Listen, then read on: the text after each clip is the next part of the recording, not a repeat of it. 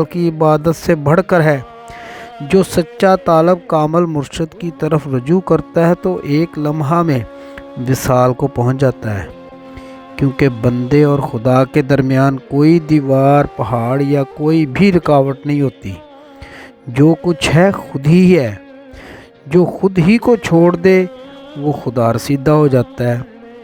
جب خود کو اور اپنی خواہشات کو چھوڑ دیا تو مرنے سے پہلے مر جاؤ کا مقام آ جاتا ہے۔ اگر یہ مقام نہیں تو فقیر کہلانا غلط ہوگا اور فقیری کا جامہ پہننا بالکل فضول ہوگا۔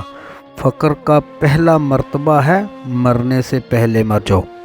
امید ہے آپ کو آج کی ویڈیو پسند آئی ہوگی۔